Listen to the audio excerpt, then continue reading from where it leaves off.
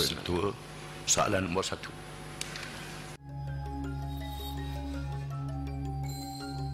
Bilakah kerajaan bercadang untuk menguat kuasa dan melaksanakan enakmen kesalahan jenayah syariah dalam braket hudud dan kisas Terengganu 2002 Masihi bersamaan 1423 Hijriah sebagaimana yang telah diwartakan?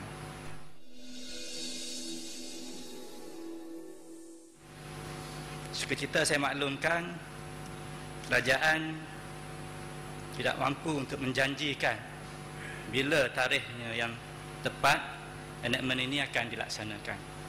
Walau bagaimanapun kerajaan akan pasti melaksanakan enakmen ini apabila semua prasarana, kemudahan-kemudahan, persiapan-persiapan sama dari segi teknikal untuk tujuan ini telah sempurna, dan apabila ulama-ulama berpendapat bahawa pelaksanaannya sesuai dan mampu mencapai maqasid asy-syar'iyyah daripada pelaksanaan itu.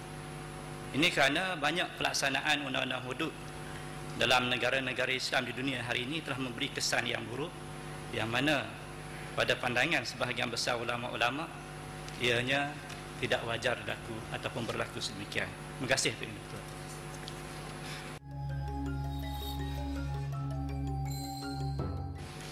Apakah halangan-halangan ataupun punca-punca tidak mampu mengadakan prasarana dalam tempoh yang begitu lama? Satu. Yang kedua, bolehkah Yang Berhormat sebut negara Islam yang gagal melaksanakan undang-undang hudud ini?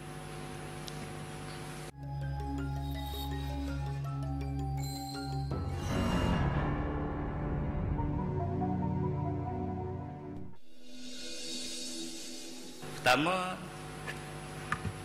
dengan membawa sejarah lama Terengganu sewaktu era penjajahan, yang mana kita sedia maklum pada masa itu memanglah undang-undang Islam pernah dilaksanakan dalam negeri Terengganu kita, bahkan di Melaka dan juga sebahagian besar negeri-negeri di Semenanjung.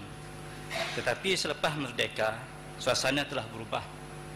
Hari ini tak sama zaman sebelum merdeka, sama ada dari segi komposisi penduduk, dari segi ekonomi dan juga penguasaan dan juga politik hari ini dan zaman dahulu.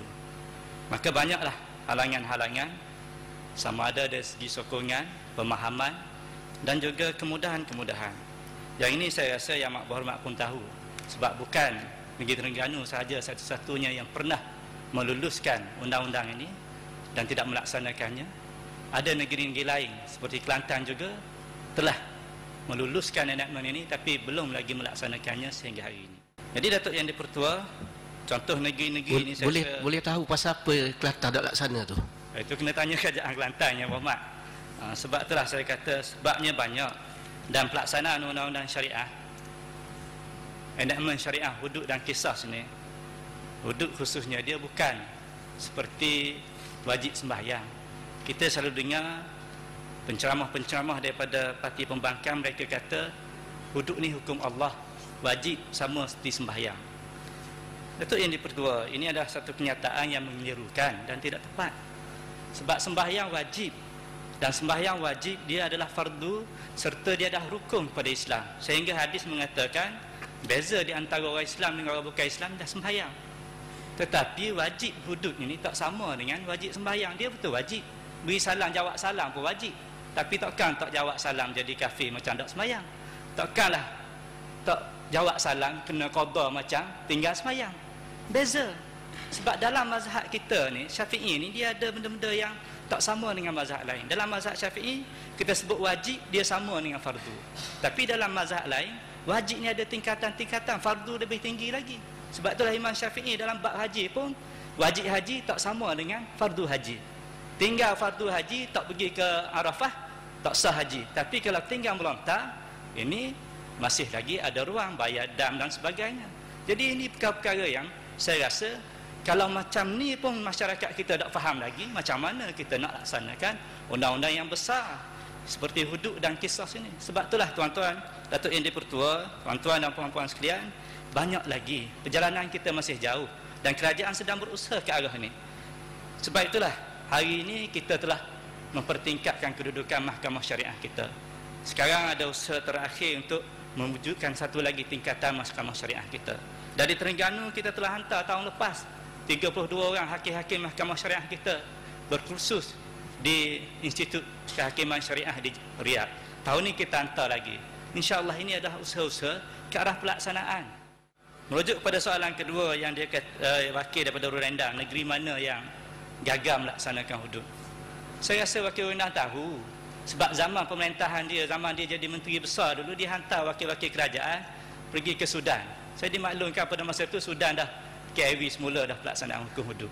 Itu adalah salah satu negeri yang gagal melaksanakan hudud, walaupun penduduk dia hampir 100% orang Islam. Tak macam kita yang hanya 50%. Ya, Muhammad Datuk Betul, penjelasan. Belum ya Mat. Penjelasan Belum lagi Mat. siapa kata Sudan tu Ya Mat. KIV dia? Ya Mat. Dulu. Habiskan jawapannya Mat. Banyak negara-negara yang tidaklah. Sebab itulah Datuk yang diputus. Saya nak beritahu bahawa pelaksanaan undang-undang hudud tak sama macam sembahyang, tak sama dengan wajib dan fardu lain. Sayyidina Umar pernah tidak memotong tangan orang yang mencuri. Dan kadang-kadang dalam masa tertentu banyak lagi ada hadis-hadis yang mengatakan jangan laksanakan hudud sewaktu berlaku peperangan, jangan laksanakan hudud dalam masa musafir. Dan ini menunjukkan bahawa walaupun hudud ni salah satu di antara hukum-hukum Allah Subhanahu Taala dalam perkara berkaitan dengan jenayah, tetapi dia tidak seperti sembahyang yang inna salata kanat 'alal mu'minin kitaban mawquta, fardu yang ada waktunya, tak boleh lari daripada waktu dia, mesti tetap pada waktu dia. Jadi Datuk Yang Dipertua, saya nak beritahu bahawa kerajaan akan melaksanakan apabila keadaan sesuai, apabila keadaan benar-benar akan menjadikan pelaksanaan hudud memberi impak yang baik, mencapai maksud ataupun maqasid syariah seperti yang dituntut ataupun yang dikehendaki daripada pelaksanaan undang-undang ini. Terima kasih. Ya, Berhormat Datuk Ketua, saya bangun ni pasal di akhir-akhir ini PAS ni kata kalau tak buat undang-undang Islam ni jadi kafir. Daripada penerangan kerajaan tadi bahawa rukun wajib ni ada tahap-tahapnya. Jadi kerajaan Terengganu yang tidak melaksanakan hukum hudud ni jadi kafir ke tak? Saya nak tanya. Datuk Yang Dipertua, itulah yang saya sebut tadi. Dalam satu hadis Nabi bersabda, apa yang aku perintah padamu, buatlah yang kamu mampu, semampu yang kamu boleh buat. Tetapi apa yang kularang kamu, fajtanibuh wa ma amartukum bihi fa'tuhu lebih kurang macam tu. Saya tak ingat hadis dia, tapi maksudnya apa yang aku suruh kau buatlah semampu yang kamu boleh buat, tapi apa yang aku larang tinggallah semuanya. Ini merujuk bahawa apa yang dilarang oleh agama ni di dalam kemampuan kita untuk kita tinggal. Tetapi tidak semua yang agama kita suruh kita buat semua kita mampu. Agama suruh kita buat haji, tapi bukan semua orang kita boleh pergi buat haji. Agama suruh kita keluar zakat, tak semua di kalangan kita mampu keluar zakat. Jadi ini tidaklah bererti bila orang ni tak pergi haji, bila orang ni tak pernah keluar zakat, dia melanggar perintah agama. Kerana ada perintah-perintah itu tidak mampu dilaksanakan oleh individu. Maka begitu juga dalam konteks negara. Ada perkara-perkara yang seperti Malaysia ni kita tak mampu nak buat, seperti yang Saudi mampu. Tetapi mungkin ada bidang-bidang lain kita lebih berkemampuan daripada dia. Maka sebab itulah Datuk Yang Dipertua, kalau tinggal satu perkara jadi wajib, jadi kafir, tak jawab salah orang pun kafir. Sebab kalau kita ambil kaedah ini kaedah orang Khawarij. Ini bukan Ahlus Sunnah wal Jamaah. Jadi kalau nak pakai yang macam WB Wakil Rakyat daripada Hulu Besuk tadi, ini bukan pendapat Ahlus Sunnah. Ini pendapat mazhab Khawarij yang pada mereka kalau tinggal saja mana-mana yang wajib, kafir, tak ada dah tolak ansur dan sebagainya. Yang wajib mesti buat mereka. Jadi Datuk Yang Dipertua, penjelasan kita, negara dan negeri kita adalah negeri Islam kerana kita diperintah oleh orang Islam, kerana sebahagian besar syiar-syiar Islam dapat dilihat dalam konteks negara kita, apatah lagi Islam itu telah diisytiharkan sebagai agama negara. Ini Profesor Aziz Bari pun sebut kita negara Islam. Saya tak tahu sebab apa orang tak nak mengaku bahawa kita duduk dalam negara Islam. Terima kasih Datuk Yang Dipertua. Ya. Saya nak bagi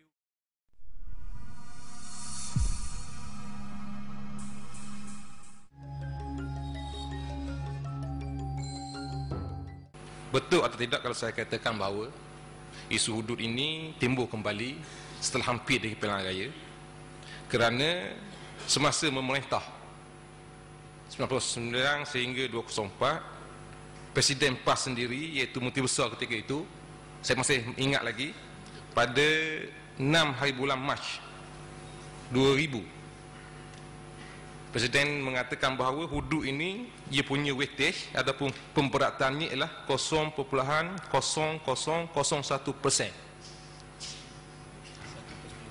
1/10,000. Apa pandangan pihak kerajaan? Terima kasih. Yang Dipertua, inilah akibatnya apabila agama kita jadikan sebagai alat untuk meraih sokongan, mendapat keuntungan dunia. Dan ini adalah suatu perbuatan yang dilarang oleh Al-Quran. Wala tashtaru bi ayati thamanan qalila. Jangan jual ayat-ayat aku, agama aku untuk dapat harta ataupun dengan harga yang sedikit. Mungkin kita rasa gaji menteri besar boleh bina kerajaan, satu benda yang besar, tapi pada Tuhan kecil. Mungkin kita ingat benang pilihan raya satu benda yang besar, tapi pada Allah SWT kecil. Jadi tidak sewajarnya, tidak patut kita guna ayat-ayat Al-Quran agama hanya semata-mata untuk meraih perkara yang dunia yang seumpama ini. Ini kerana suatu masa dulu mereka mengkafirkan orang, tak buat hudud. Bila mereka jadi pemerintah, mereka tak buat, orang tanya, nak jawab dia mestilah memperkecilkan benda ni. Kena khabar benda ni kecil. Bila benda ni kecil, dalam Islam ada aulawiyat, ada perkara yang mesti kita utamakan, ada benda yang kita letak belakang dulu. Kita ada air sebotol tengah padang pasir, masuk waktu zuhur. Air ni nak minum ke nak ambil air semayang? Kalau kita minum air ni, mungkin kita boleh berjalan lagi, tapi nak semayang. Tapi kalau kita buat ambil air semayang, mungkin kita tak boleh minum. Jadi hak mana nak buat? Dalam penilaian, tengok pada mana yang utama. Dalam Islam, nyawa adalah yang utama. Sebab nyawa ni lah, dengan ada nyawa kita boleh buat pelbagai yang lain. Dengan ada nyawa ni kita boleh berusaha dan sebagainya. Maka sebab itulah, dari segi hukum fiqh, kalau ada air sebotol, kita sesak tengah padang pasir, air ni hendaklah diguna, disimpan untuk minum. Air semayang, semayang boleh dengan tayamum, sebab Islam ni agama yang luas. Ada toleransi, ada jalan-jalan keluar, sesuai untuk semua tempat, sesuai untuk semua masa, dalam keadaan susah, dalam keadaan senang. Jadi air ni gunalah untuk minum, simpan, minum sedikit-sedikit. Jadi nak semayang, tayamum, ataupun kaedah-kaedah lain. Penjelasan. Jadi sebab itulah saya nak beritahu, bila Tak agama perlu ni ya, Mak. diguna Ni untuk, soalan bila yang agama perlu, ni diguna Ke dak ayah semayang. susah tuan. Ke dak ayah semayang. Susah tuan. Ke dak ayah semayang. Susah tuan. Dia buat foto tu salah tu. Tak apa ya, Mak. Ha. Dia tak kata macam ya, Mak. Ya, Mak duduk. Tayamum semayang mesti. Duduk ya, Mak. Betul lah. Ya, Mak jangan emosi. Ya. Semayang Tak ayah wajib. semayang. Mak, Bukit Payung. Salah. Contoh hantar bawa tu salah.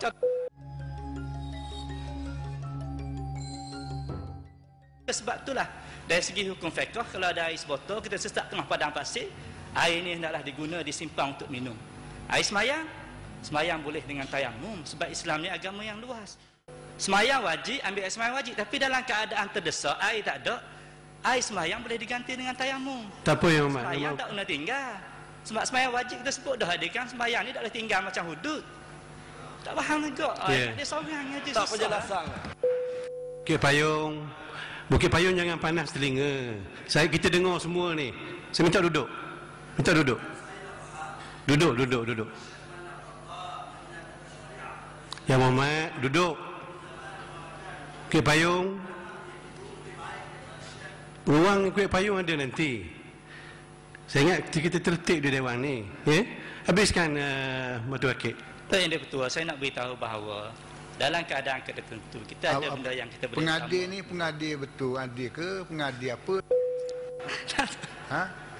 Speaker tugas apa kita nak beri penjelasan. Ya Muhammad, duduklah dulu. Minta penjelasan, minta dengan saya. Sini tak boleh, belakang sana boleh pasal apa? Ya Muhammad, ini jawapan kepada soalan yang ditanya oleh. Jawapan dia boleh kita mencelah, jawapan menyalahi fakta. Ya Muhammad mana? Ha.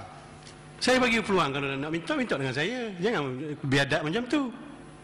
Apa pasal speaker biadab saya kena biadab? Pasal speaker biadab saya kena biadab.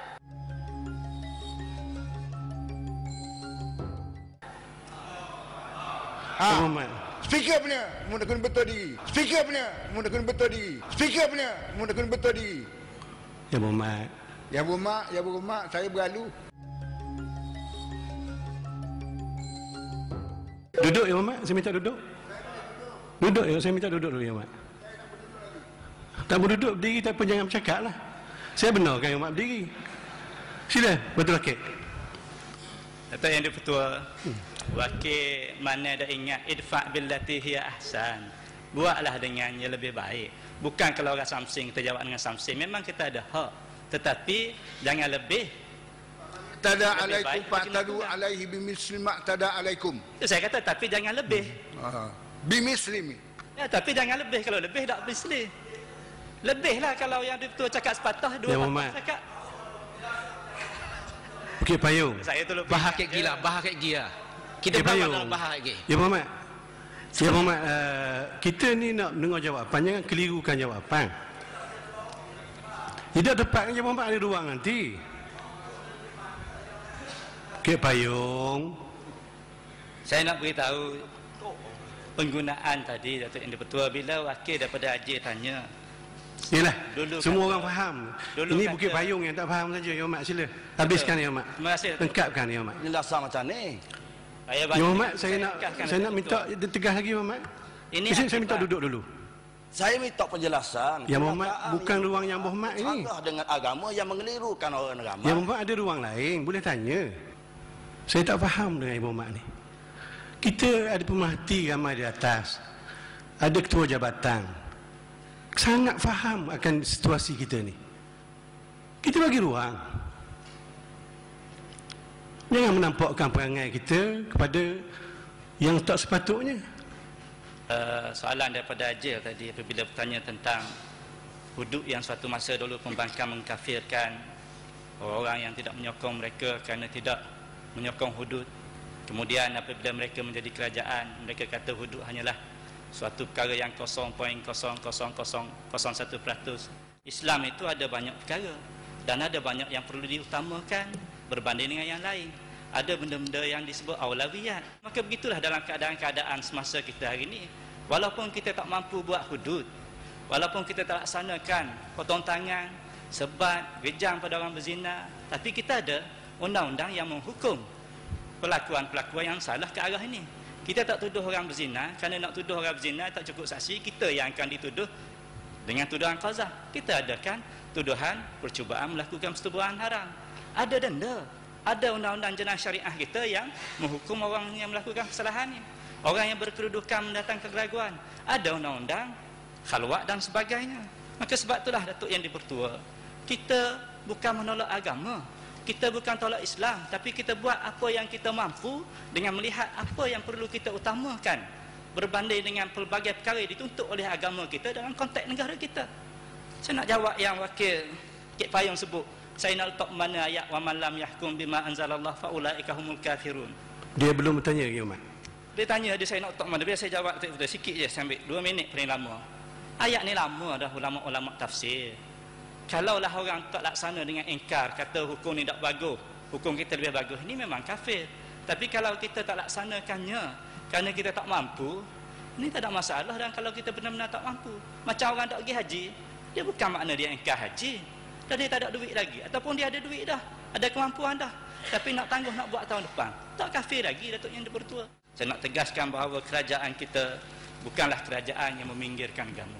Kita ada jawatan kuasa fatwa, kita ada pelbagai agensi agama yang membantu, yang sentiasa menasihat dan memperingatkan kerajaan, mendorong dan juga mengesyorkan kepada kerajaan apa-apa yang patut kita buat, apa yang patut kita laksanakan demi memartabatkan agama dalam konteks negara kita. Sebab itulah orang luar hormat sangat kita Datuk Yang Dipertua. Orang luar panggil kita negara Islam contoh, cuma orang sebelah sana aja tak mengiktiraf, kata kita ni bukan negara Islam lagi. Terima kasih Datuk Yang Dipertua. Terima kasih. Tahniah Yang Muhammad Betul Rakit. Bukit Payung dah dijawab tadi. Saya nak bagi ruang istimewa bawah pasal 474 kepada Mane. Soalan yang ringkas sebarkali. Mane, sila. Terima kasih Datuk Yang Dipertua.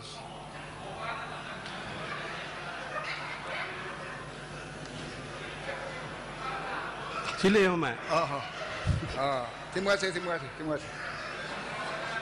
Saya dah ingat Abu Sakok ni. Gitu lah.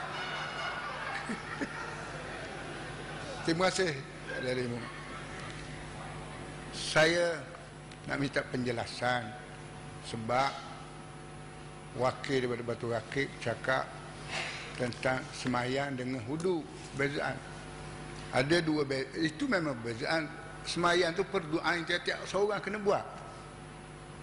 Dia panggil perduaan, tak buat tak boleh. Itu dosa kena kepada setiap orang yang meninggal sahaja yang tidak melakukan. Adapun hudu ini fardu kifayah, kewajipan ke atas masyarakat seluruhnya. Yang mewakili masyarakat itu adalah kerajaan. Bila kerajaan tidak melaksanakan hukum ini, semua rakyat berdosa jika sekiranya dia mampu, jika sekiranya dia mampu, jika sekiranya dia mampu.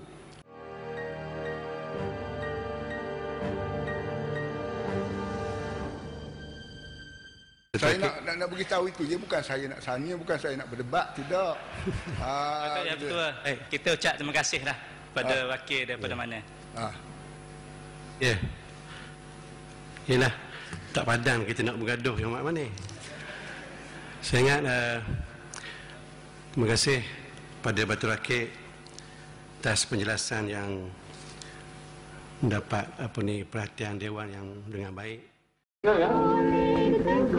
Tak boleh dilarang, bajunya pendek, gambar jarak. Sebab ada orang duk sebut satu orang tua ni duk hina hukum Islam. Dia ni yang hina, dia yang menghalang hudud ni Ustaz. Saya pergi jumpa dia 3 jam, saya pergi jumpa dia. Saya pergi rumah dia. Saya cakap dengan dia personally. Saya duduk di sini, dia duduk di situ. Makan nasi dengan saya 8.30 sampai 11.30. Saya tanya dia direct, Tun, adakah Tun menolak hudud? Berani tuan-tuan tanya? Saya tanya. Dia jawab apa? Siapalah saya nak tikai hukum Allah Ta'ala. Kita manusia, kita kena terima semua hukum. Sebab itu hukum daripada hukum Allah Ta'ala. Dan hukum hudud adalah satu hukum yang adil. Islam menyebut adil. Ada 43 ayat dalam Quran yang menyebut tentang adil. Jadi saya saya tak menolak hukum. Yang mana faham, tak faham sudah. Cuma mereka bila mereka nak buat, mereka menghantar dekat saya tentang enactment ni. Saya tengok ada beberapa benda yang tak berapa nak berselari dengan hukum sebenar dia. Saya pulakan balik, saya kata buat yang lain, ubah balik yang ini, buat mai balik kita bincang. Sebab ada benda-benda yang saya rasa tak adil. Seperti orang mencuri, kalau orang Islam mencuri potong tangan, orang bukan Islam tak boleh potong. Jadi saya rasa ni tak kena ada orang mencuri, seorang kena potong, seorang tak kena. Saya tak. Sebab dalam Islam kata hukum hudud kena semua orang. Yang saya belajar, hukum hudud kena pada semua orang yang duduk dalam negara itu. Dan itulah jawapan dia tuan. Hukum hudud dia tak kena pada hukum Islam saja, pada orang Islam saja, dia meliputi semua. Yang ini yang dia kata, saya pergi suruh mereka ni pergi buat kaji balik. Janganlah buat dulu sampai kelar mereka tak buat itu. Mereka duk kata saya duk tolak. Saya kata kalau begitu, Tun kenalah cakap dalam paper, cakap dalam sidang akhbar, Tun tak tolak hukum. Sekarang orang duk tuduh Tun tolak. Sebab itu seminggu lepas itu dia buat statement, saya tak tolak hudud Allah. Saya pergi jumpa tuan-tuan. Hak mana saya pergi cari cakap. Jadi jangan kita duk kata tang mana, pergi tanya dia tang mana hang tak sesuai. Saya kata dekat dia, kalau begitu Tun, kalau dah ada benda tu yang tak kena, kenapa yang sebelah sini tak buat juga tolong bantu? Bantulah membetulkan yang mana tak kena supaya benda ni dapat dilaksanakan. Saya cakap, jangan cakap saya tak cakap pada pemimpin-pemimpin benda. Dan inilah berita yang terakhir. Askar-askar Jepun telah mendarat di Kota Baru. Pasukan pertahanan. Askar Jepun telah mendarat di Kota Baru?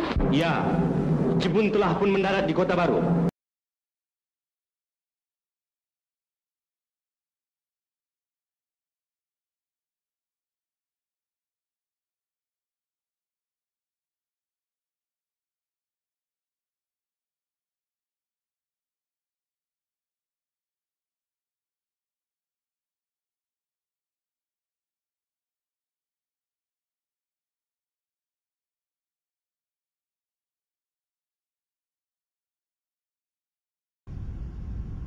akhirnya utama dalam persoalan syariat itu adalah al-adalah, keadilan.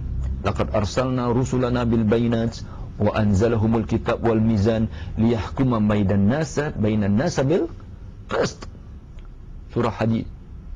Itu Allah Ta'ala turunkan anbiya, para rasul, para nabi. Laqad arsalna rusulana bil bayinat, dengan segala buktinya yang jelas, dan menurunkan akan kitab supaya manusia itu mengadili sesama mereka atas tuntutan bil qist, keadilan. Fa iza hakamtum bainan nasi an tahkumu bil adl. Kalau kamu menghukum pada mereka, pastikan hukum itu adalah atas keadilan. I'dilu huwa aqrabu lit taqwa. Berlaku adillah, kerana itu lebih merupakan tuntutan ketakwaan pada Allah. Jelasnya keadilan itu adalah the supreme purpose of syariah. Keadilan itu adalah paling utama dalam perhitungan syariat. Maka itu yang kita kena kedepankan.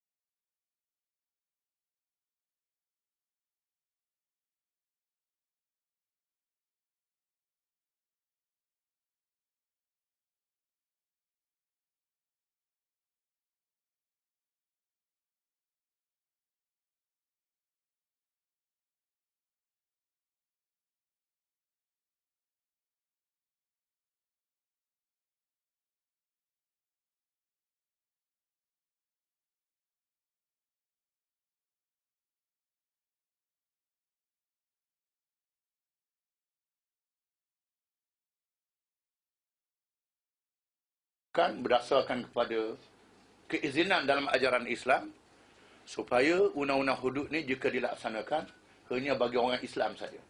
Orang bukan Islam terpulang pada mereka.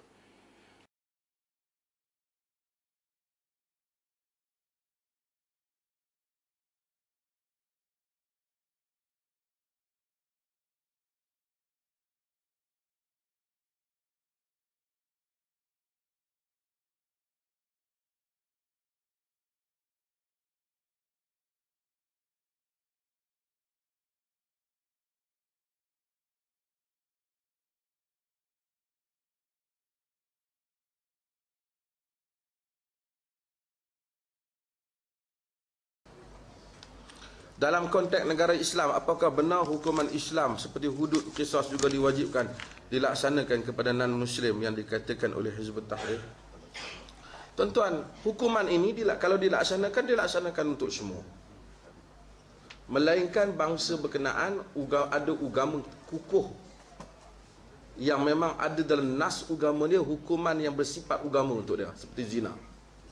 Tapi kalau mencuri hanya dihukum orang Islam, tapi tidak dihukum orang lain, kemudian dia orang oleh kerana komuniti dia berhak buat keputusan sendiri, siapa yang mencuri dalam pihak kita didenda RM50, kita pakai pula dia, maka negara tak boleh stabil macam ni.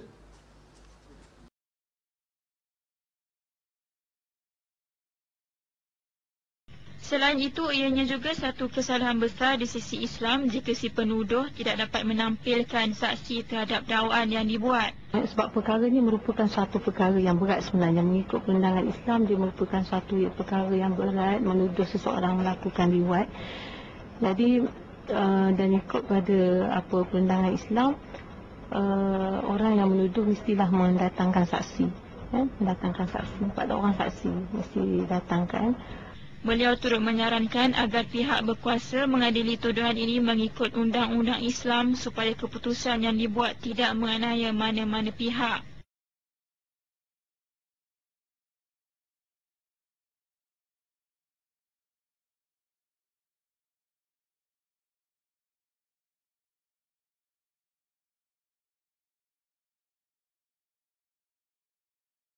Cuba letakkan agama dulu. Jangan letakkan politik dalam nak mengajar. Serupalah dengan bab yang berkaitan dengan zina. Pertuduhan zina ada 3. Ada 3 pertuduhan zina. Baru boleh jatuh. Sama ada nak kena hudud atau nak kena ta'zir. Yang pertama bila ada iqrar. Bila ada pengakuan. Saya mengaku, saya berzina. Ada pendapat kata kena 4 kali mengaku. Ada yang kata sekali mengaku. Bila mengaku berzina, maka dia kena hudud atau dia kena had. Iqrar, dia mengaku. Saya buat, dia mengaku. Yang kedua, hendaklah dikemukakan 4 orang saksi yang adil, yang tidak fasik, yang nampak sungguh-sungguh perlakuan zina itu berlaku. Macam saya ni kadang-kadang tak boleh disaksi. Sebab saya duduk dalam kereta, saya tengok orang berzina dalam hutan lalang. Saya kata, "Oi, orang berzina." Kita pun turun. Masa saya turun tu, aircon sejuk. Spek mata saya kelabu. Saya pun duduk tanya, pakai balik, tak ada lah di bawah tu. Selesai semua. Saya tak jadi saksi sebab saya mata kelabu. Sampai tahap macam itu. Bukan senang nak cari yang 4 orang saksi. Yang ketiga, kalau tidak ada 4 saksi, dia datang daripada segi qarinah. Qarinah ialah pembuktian yang tidak ada 4 saksi. Tetapi tidak boleh dihukum di bawah undang-undang hudud. Dihukum di bawah undang-undang ta'zir. Inilah 3 hukum. Kalau tidak ada 4 orang saksi, tetapi dia mengemukakan qarinah, maka bila ada qarinah, maka boleh sabit tuduhan zina. Tetapi tidak boleh disebat atau direjam. Sebab tak nampak, tak cukup 4 saksi, tak memenuhi syarat. Dia hendaklah dijatuhkan di bawah undang-undang ta'zir. Apa dia qarinah? Bukti. Apa dia bukti? Satu perempuan yang anak dara mengandung. Belum ada suami, belum janda, belum apa-apa, mengandung. Kita tanya dekat dia, "Ti, hang mengandung ke, Ti?" "Tak, busung." "Biar betul ya hang ni. Hang mengandung ke?" "Oh, mengandung." "Siapa buat?" "Tak tahu, tiba-tiba aja besar." Tu qarinah, mengandung. Tuan-tuan boleh kemukakan 4 orang saksi? Dia duduk sewa rumah depan rumah kita ni, budak Kelang. Mengandung. Buruk besar lah, kahwin, tidak apa pun tidak. Hang mengandung kan? Ya. Hai, hang kena tangkap ni, pasal hang zina. Pasal apa hang mengandung, mesti hang zina. Orang main 4 saksi. Nak tuduh saya, orang 4 saksi. 4 saksi apa? Tu perut hang tu? Yalah, perut lah 4 saksi. Maka tak ada lah hukum zina berlaku. Kalau semua nak pada 4 orang saksi, mana hukum zina akan berlaku? Menunjukkan bahawa Islam tak adil, Islam tak lengkap. Kalau gitu semua nak orang zina dalam hotel. Oh, zina ada 4 saksi. 4. Ni video ada 4 saksi. Video tak pakai 4 saksi. Tak akan berlaku perdakwaan. Akhirnya zina akan bertambah banyak. Sebab itu dia nama qarinah. Qarinah inilah yang kena siasat. Menurut mazhab Maliki, qarinah dipakai. Menurut mazhab Hanafi, Hambali dan Syafi'i, hendaknya disiasat sehabis-habisnya. Kalau tidak, takkan berlaku. Masalah di kita sekarang, kita tidak memahami apa diakah yang dikatakan zina.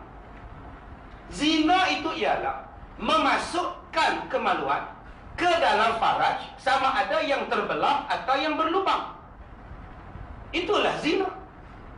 Ulang balik, zina ialah memasukkan kemaluan ke dalam faraj yang berlubang ataupun yang terbelah.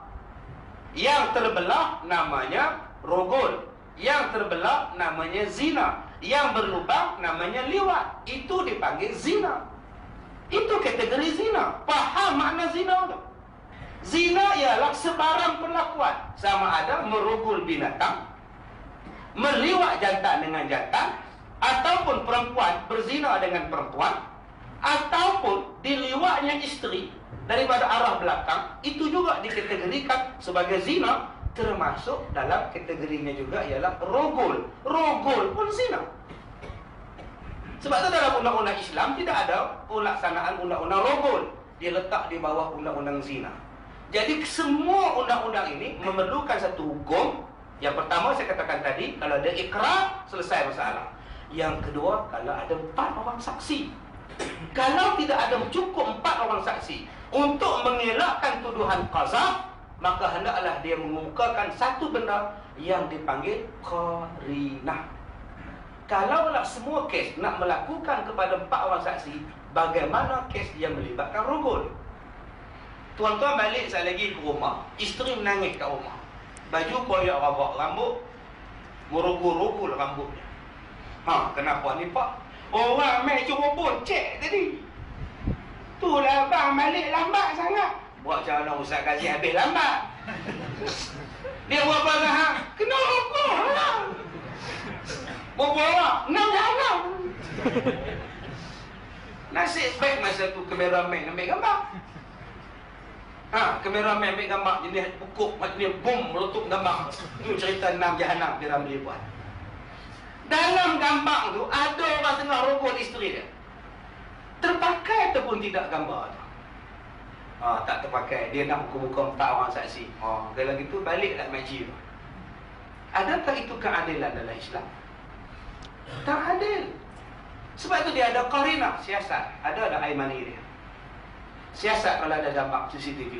Siasat kalau ada bulu dia. Siasat kalau ada aliong dia. Siasat kalau ada aimani dia. Siasat kalau ada darah dia. Siasat pada tangan perempuan itu. Ada kulit mereka. Sebab bila kes rogol mesti dia cakap orang. Mesti dia cakap pada orang. Di kuku ni mesti ada DNA. Itulah dipanggil qarinah. Tetapi tidak sampai kepada had hudud. Sebab hudud dia nak 4 orang saksi. Dia jatuh kepada undang-undang ta'zir. Inilah kaedah dia. Kalau tuan-tuan tak pakai kaedah qarinah, kaedah ta'zir, tak akan wujud keadilan. Balik-balik isteri kata, abang, cik kena rogol. Ya Allah. Ada orang nampak? Mana ada orang nampak? Cik seorang. Untuk dia dah dapat, dia nampak saksi. Ni ayat mani dia apa? Buat jauh tak ada saksi. Dia nampak orang saksi. Inilah DNA dia.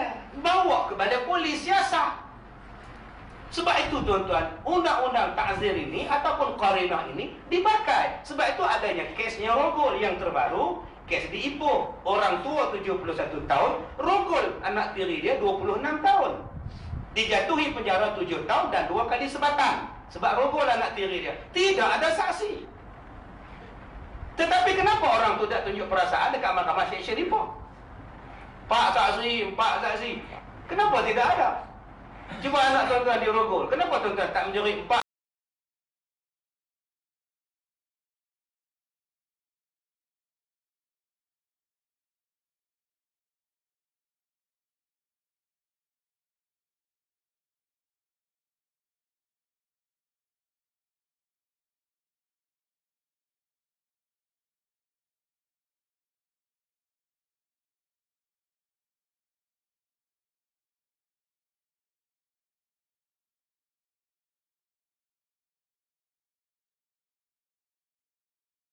Saya bayangkan saya bukan apa, saya bukan apa.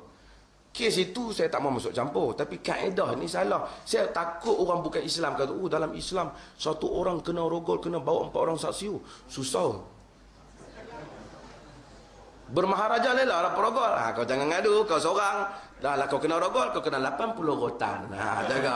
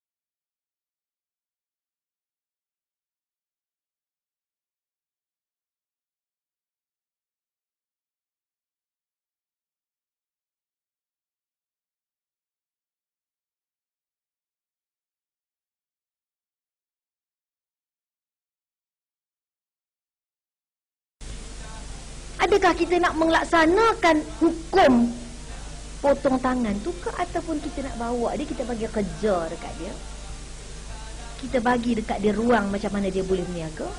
Bila dia sudah ada ruang-ruang kebaikan, maka dia tak mencuri lah. Macam tu.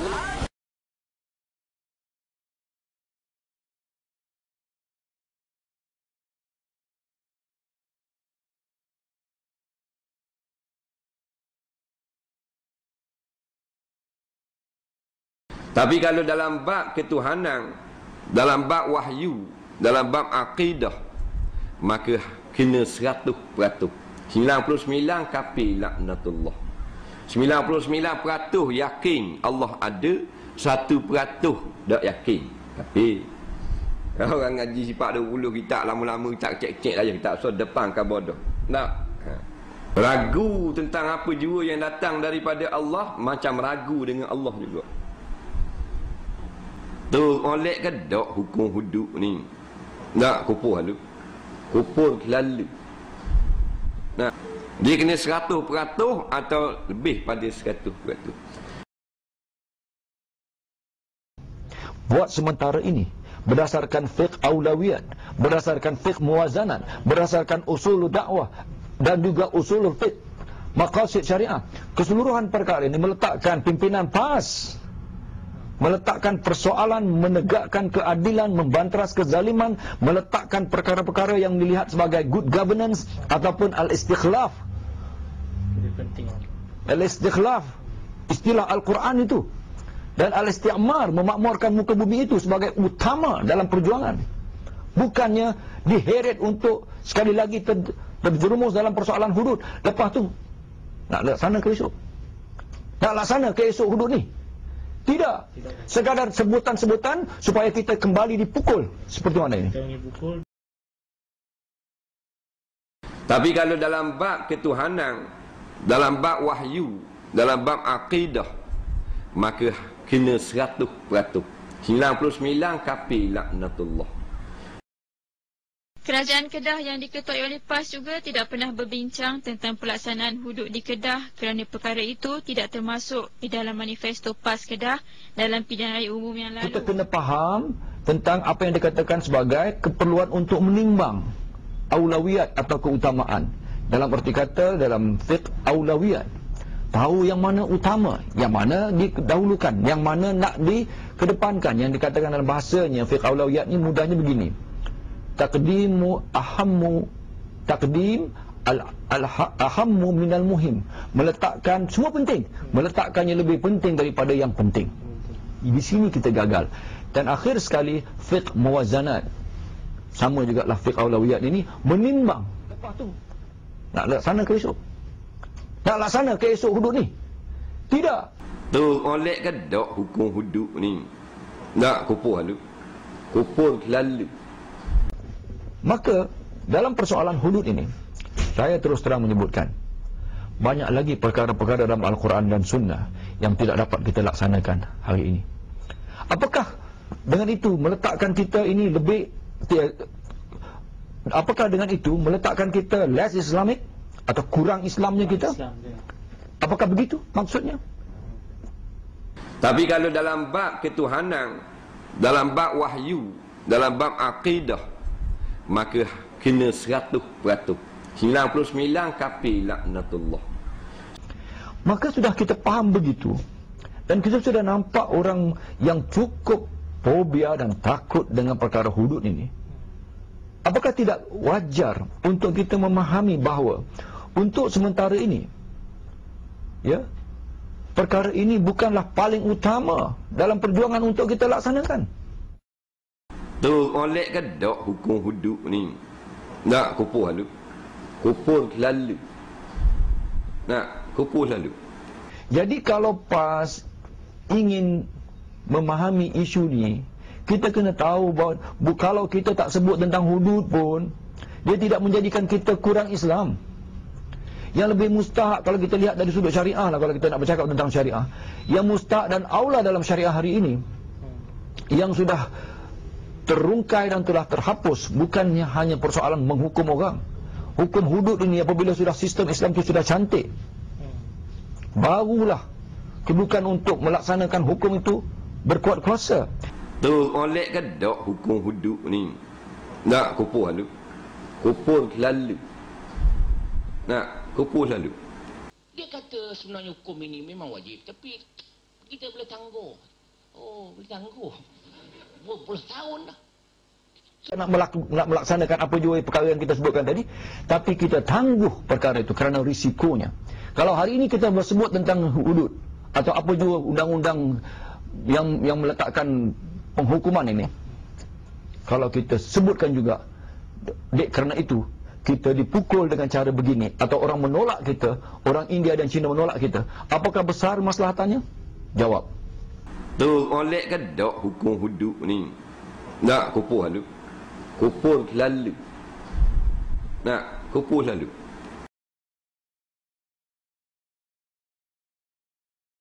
Saya adalah antara kumpulan pemikir parti. Adakah kita nak melaksanakan hukum potong tangan tu ke? Ataupun kita nak bawa dia, kita bagi kerja dekat dia. Kita bagi dekat dia ruang macam mana dia boleh berniaga. Bila dia sudah ada ruang-ruang kebaikan, maka dia tak mencuri lah. Macam tu.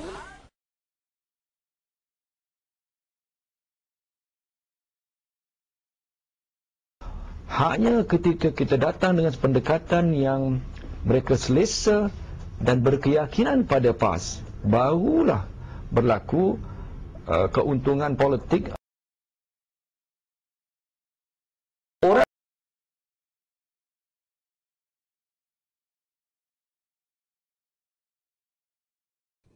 الدكتور توفيق الشاوي رحمه الله يقول ويرى أن تطبيق الحدود ونظام العقوبات قبل توفير قواعد الإصلاح الاقتصادي والتكافل والعدل الاجتماعي يعطي الحكام سلاحا جديدا يذلون به شعوبهم. وده اللي احنا قلناه. نعم صحيح. قبل أن تقيم الحد أطعم الجائع وشغل العاطل وعلم الجاهل ودرب العامل.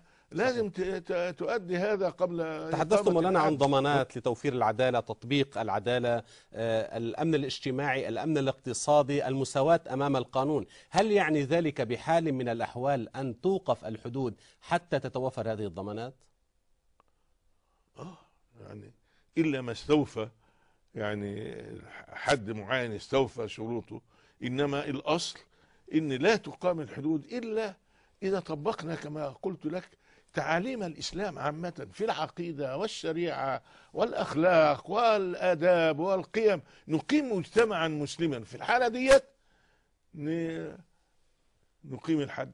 إنما نترك كل تعاليم الإسلام وما نطبقش في الإسلام إلا قطع يد السارق وجلد الزاني، هذا ليس سليما هذا.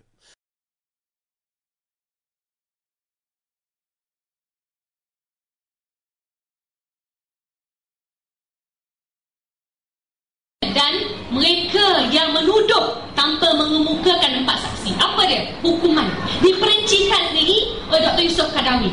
Ini yang tak diberitahu, tak dimaklumkan dalam putusan Malaysia. Yang mereka maklumkan apa? Follow on Twitter Dato' SK, laman web putusan Malaysia. Follow on Twitter Dato' SK, penebar fitnah, penebar porno. Ini sikap parti UMNO kawalan, surat khabar kawalannya. Baik, saya kembali kepada mereka yang menimbulkan fitnah tanpa 4 saksi. Apa? Pertama, hukuman fizikal disebat sebanyak 80 sebatan. Nak cakap orang yang nak buat fitnah, sebatan yang menyakitkan tubuh badannya, itu merupakan balasan terhadap perbuatannya menyakiti peribadi orang yang baik. Kedua, hukuman moral dan sosial, iaitu dengan menggugurkan segala pertimbangan moral dan sosial orang yang menuduh. Kesaksiannya dalam urusan keuangan, sivil, sosial, politik tidak boleh diterima pakai. Dan terakhir, hukuman agama, iaitu dengan menggelarnya sebagai orang yang fasik dan memasukkannya ke dalam golongan fasikun. Dr. Yusof Kadawi pesan menerusi panggilan telefon kepada kami, jangan lupa tanggungjawab setiap kali jumpa dengan masyarakat. Tak kisah Islam atau bukan Islam, kerana tanggungjawab kita untuk membersihkan balik nama Islam. Jangan orang bukan Islam ingat di Malaysia ni, orang Islam di sini, kalau kena tuduh, kau sumpahlah, selamat semua perkara. Kita kena tanggungjawab untuk menyedarkan mereka tentang apa benar-benar yang berlaku dan bagaimanakah hukum hakam dalam agama kita.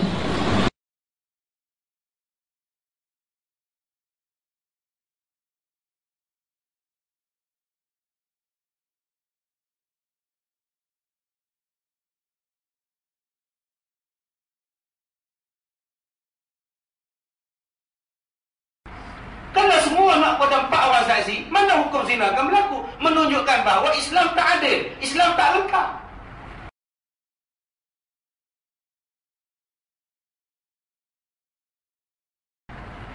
Pertuduhan zina ada 3. Ada 3 pertuduhan zina. Baru boleh jatuh. Sama ada nak kena hudud atau nak kena ta'zir. Yang pertama bila ada iqrar. Bila ada pengakuan. Saya mengaku, saya berzina. Ada pendapat kata kena 4 kali mengaku. Ada yang kata sekali mengaku. Bila mengaku berzina, maka dia kena hudud atau dia kena had. Iqrar, dia mengaku. Saya buat, dia mengaku. Yang kedua, hendaklah dikemukakan 4 orang saksi yang adil, yang tidak fasik, yang nampak sungguh-sungguh perlakuan zina itu berlaku. Yang ketiga, kalau tidak ada 4 saksi, dia datang daripada segi qarinah. Qarinah ialah pembuktian yang tidak ada 4 saksi, tetapi tidak boleh dihukum di bawah undang-undang hudud, dihukum di bawah undang-undang ta'zir. Inilah 3 hukum. Kalau tidak ada 4 orang saksi, tetapi dia mengemukakan qarinah, maka bila ada qarinah, maka boleh sabit tuduhan zina, tetapi tidak boleh disebat atau direjam, sebab tak nampak, tak cukup 4 saksi, tak memenuhi syarat. Dia hendaklah dijatuhkan di bawah undang-undang ta'zir. Apa dia qarinah? Bukti. Apa dia bukti? Satu perempuan yang anak dara mengandung, belum ada suami, belum janda, belum apa-apa, mengandung. Kita tanya dekat dia, Ti, hang mengandung ke Ti? Tak, busung. Dia betul ya hang ni? Hang mengandung ke? Oh, mengandung. Siapa buat? Tak tahu, tiba-tiba je besar. Tu qarinah, mengandung. Tuan-tuan boleh kemukakan 4 orang saksi? Dia duduk sewa rumah depan rumah kita ni, budak Kelang. Mengandung. Perut besar lah, kahwin. Tidak apa pun tidak. Hang mengandung kan? Ya. Hai, hang kena tangkap ni pasal hang zina. Pasal apa hang mengandung mesti hang zina. Ambil 4 saksi. Nak tuduh saya ambil 4 saksi. 4 saksi apa? Tu perut hang tu. Ya lah, perut lah 4 saksi. Pasal tak ada lah hukum zina berlaku. Kalau semua nak pada 4 orang saksi, mana hukum zina akan berlaku? Menunjukkan bahawa Islam tak adil, Islam tak lengkap. Kalau gitu semua nak orang zina dalam hotel. Oh, zina ada 4 saksi. Pak. Ni video ada 4 saksi. Video tak pakai 4 saksi. Tak akan berlaku perdakwaan. Akhirnya zina akan bertambah banyak. Sebab itu dia nama qarinah. Qarinah inilah yang kena siasat. Menurut mazhab Maliki, qarinah dipakai. Menurut mazhab Hanafi, Hambali dan Syafi'i, hendaknya disiasat sehabis-habisnya. Kalau tidak, tak akan berlaku. Masalah di kita sekarang, kita tidak memahami apa diakah yang dikatakan zina. Zina itu ialah memasukkan kemaluan ke dalam faraj, sama ada yang terbelah atau yang berlubang. Itulah zina. Ulang balik. Zina ialah memasukkan kemaluan ke dalam faraj yang berlubang ataupun yang terbelah. Yang terbelah namanya rogol, yang terbelah namanya zina, yang berlubang namanya liwat. Itu dipanggil zina. Itu kategori zina. Faham makna zina tu? Zina ialah sebarang perlakuan, sama ada merogol binatang, meliwat jantan dengan jantan, ataupun perempuan berzina dengan perempuan, ataupun diliwatnya isteri daripada arah belakang. Itu juga dikategorikan sebagai zina. Termasuk dalam kategorinya juga ialah rogol. Rogol pun zina. Sebab itu dalam undang-undang Islam tidak ada pelaksanaan undang-undang rogol. Dia letak di bawah undang-undang zina. Jadi semua undang-undang ini memerlukan satu hukum. Yang pertama saya katakan tadi, kalau ada ikrar, selesai masalah. Yang kedua, kalau ada 4 orang saksi. Kalau tidak ada cukup 4 orang saksi untuk mengelakkan tuduhan qazaf, maka hendaklah dia mengemukakan satu benda yang dipanggil qarinah. Kalaulah semua kes nak melakukan kepada 4 orang saksi, bagaimana kes yang melibatkan rogol? Tuan-tuan balik sekali lagi ke rumah, isteri menangis kat rumah, baju koyak rabak rambut, merogol-rogol rambutnya. Kenapa ni Pak? Orang main cerobong cek tadi. Itulah bang balik lambat sangat. Buat macam mana Ustaz Kazim habis lambat? Dia buat apa dengan kena rokok lah. Berapa orang? 6 nasib baik masa tu kameraman ambil gambar.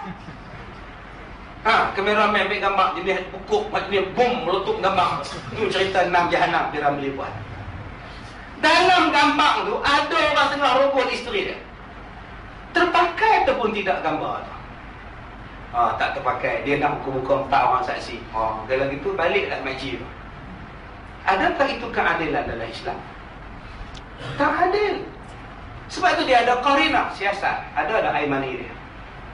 Siasat kalau ada gambar CCTV. Siasat kalau ada bulu dia. Siasat kalau ada air liang dia. Siasat kalau ada air mani dia. Siasat kalau ada darah dia. Siasat pada tangan perempuan itu. Ada kulit mereka. Sebab bila kes rogol mesti dia cakap orang. Mesti dia cakap pada orang. Di kuku ni mesti ada DNA. Itulah dipanggil qarinah. Tetapi tidak sampai kepada had hudud. Sebab hudud dia nak 4 orang saksi. Dia jatuh kepada undang-undang ta'zir. Inilah kaedah dia. Kalau tuan-tuan tak pakai kaedah qarinah, kaedah ta'zir, tak akan wujud keadilan. Balik-balik isteri kata, abang, cik kena rogol. Ya Allah. Ada orang nampak mana? Ada orang nampak. Cik seorang. Untuk dia dah dapat ni, dia nampak saksi. Ni ayat mani dia pun. Buat macam mana? Tak ada saksi. Dia nampak orang saksi. Inilah DNA dia. Bawa ke balai polis siasat. Sebab itu tuan-tuan, undang-undang ta'zir ini ataupun qarinah ini dipakai. Sebab itu adanya kesnya rogol yang terbaru, kes di Ipoh. Orang tua 71 tahun, rogol anak tiri dia 26 tahun. Dijatuhi penjara 7 tahun dan 2 kali sebatan. Sebab rogol anak tiri dia. Tidak ada saksi. Tetapi kenapa orang tu tak tunjuk perasaan dekat Mahkamah Syekh Syarifah? Pak saksi, Pak saksi. Kenapa tidak ada?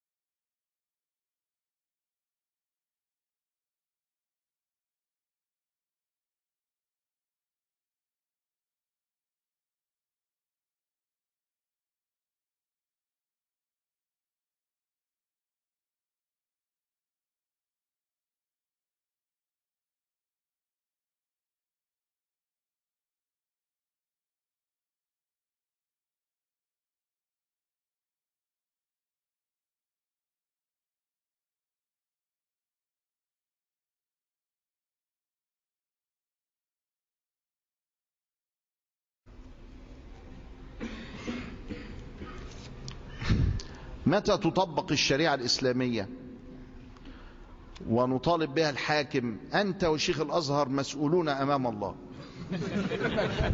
مسكين، ده مسكين، مسكين صحيح، ضاقت عليه الأمور فعايز يتنفس يقول أي كلام. ما يعني أهو والله مسكين، والله مسكين. عايز اولا عايز تطبق الشريعه الاسلاميه في ايه بالظبط؟ انا عايز افهم انت عايز تطبق الشريعه الاسلاميه ايه بالظبط واحنا نطبقها تاني يوم. في ايه بقى؟ عايز تطبقها في ايه؟ يلا بينا نطبقها. ايه اللي انت عايزه تطبقه؟ الدستور بيقول دي دوله اسلاميه. دستور 23 ما كانش بيقول انه دي دوله اسلاميه. رحنا في سنه 70 قلنا للحاكم أنا وشيخ الأزهر، يا حاكم حط كلمة إسلامية في الدولة بتاعتك. قال لي حاضر. حاضر يا سيدنا الشيخ. وراح حاططها في الدستور. والشريعة الإسلامية هي المصدر الرئيسي للتشريع. كانت زمان مصدر من مصادر التشريع. قلنا له لا اختشي، قول المصدر الرئيسي. قال لي حاضر، وراح حاططها. والقانون بيقول ان دي دولة اسلامية، وانه لا يكون رئيسها الا مسلم، وانه لا يكون قائد جيشها الا مسلم، وانه تطبق الشريعة الاسلامية في كل مناحي الحياة، وان اي قانون يصدر مخالفا لهوية الاسلام يرفض، وترفضه المحكمة الدستورية العليا. قلنا له ما بترجمش الزاني؟ قال لي زاني مين اللي رجمه؟ لم يرجم زاني هنا في مصر منذ 1200 سنة. هو أنا اللي ما برجموش؟ دي الشريعة بتاعتكم هي اللي مش عايزاه يترجم.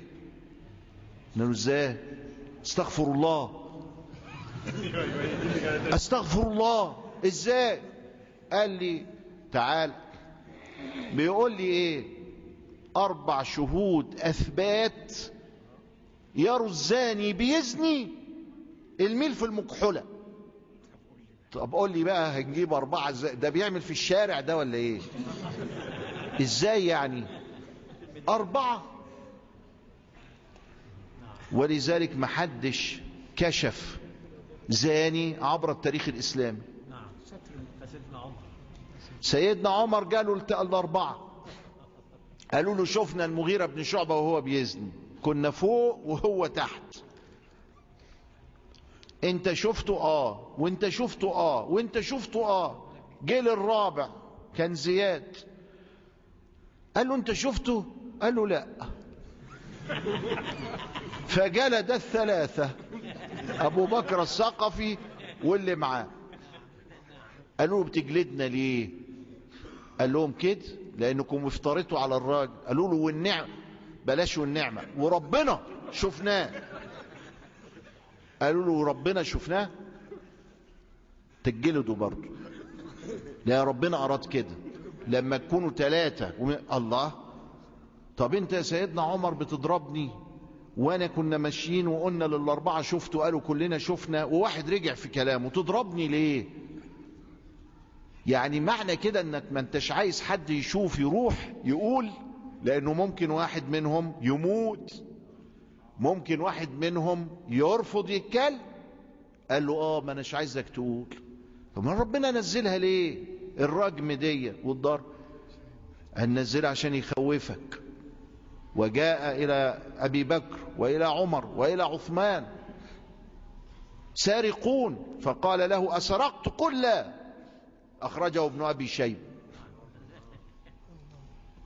فيقول الحرامي لا لم اسرق. طبعا الاخوة دلوقتي يقولوا ايه ده، هو بيأمروا بالكذب؟ كذب ايه وبتاع ايه؟ وماعز لما جه سيدنا رسول الله 4 مرات ويقول له لا لا لا لا، وبعدين قال له انت مجنون؟ قال له لا عاقل. قال يعرض على الكونسلت الطبي، وراح محوله على الكونسلت الطبي. مين دول؟ اهل حي. قال لهم ماعز مجنون مش كده؟ قالوا له لا يا رسول الله، عاقل اعقل منه مفيش. فحكم عليه. فلما جت الطوبة في راسه مسكين قام جري. فقالوا للنبي قال هل تركتموه؟ وأخذ منها العلماء جواز الرجوع في الإقرار عن حقوق الله. أنا عايز أفهم أنت عايز إيه؟ يعني هي الشريعة اختزلت في مخك في قطع اليد وإسالة دم الرجل الزاني، ومش هي دي بس الشريعة؟ ولا الشريعة إنما بعثت لأتمم مكارم الأخلاق، والشريعة هي الشعائر القائمة من الصلاة والزكاة، والشريعة أيضا ألا تنكر الحدود وأن تعتقد أنها من عند الله زاجرات. سيدنا عمر في عام الرمادة أبطل الحدود. ليه أبطلها؟ أنكرها؟ لا، أوقفها. قال ده اللي يسرق ليه حق انه يسرق. التنوخي في نشوار المحاضرة يقول كان القاضي ينزل المدينة فيجد 40 شاهدا عدلا، واليوم ده في القرن الثالث الهجري لا نجد إلا الاثنين والثلاثة. أنا دلوقتي الهيصة اللي احنا عايشين فيها دي في شهود عدول؟ فين دول؟ ما فيش شهود عدول. فأنا دلوقتي مستور وبقول يا رب سهل واستر إن الحاكم الله يخليه الحاكم ما يطبقش الحدود بالطريقة اللي هي القديمة دي، يطبق الحدود الإسلامية اللي اتكلم عنها الله ورسوله. الحدود الإسلامية دي شكلها إيه؟ شكلها كله رحمة، شكلها كله إثبات، شكلها كله عفو. فهل عندنا قضاة يتحملون هذا وشهود يتحملون هذا؟ طب إذا ما كانش فيه يبقى نؤمن.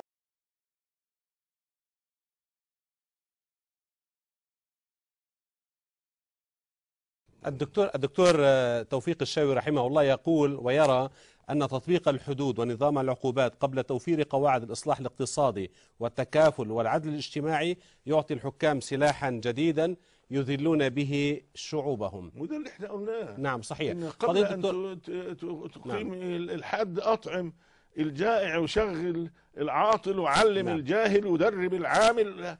لازم تؤدي هذا قبل. تحدثتم لنا عن ضمانات لتوفير العدالة، تطبيق العدالة، الأمن الاجتماعي، الأمن الاقتصادي، المساواة أمام القانون. هل يعني ذلك بحال من الأحوال أن توقف الحدود حتى تتوفر هذه الضمانات؟ يعني إلا ما استوفى يعني حد معين استوفى شروطه. إنما الأصل إن لا تقام الحدود إلا إذا طبقنا كما قلت لك تعاليم الإسلام عامة في العقيدة والشريعة والأخلاق والآداب والقيم. نقيم مجتمعا مسلما، في الحالة ديت نقيم الحد. إنما نترك كل تعاليم الإسلام وما نطبقش في الإسلام إلا قطع يد السارق وجلد الزاني، هذا ليس سليما هذا.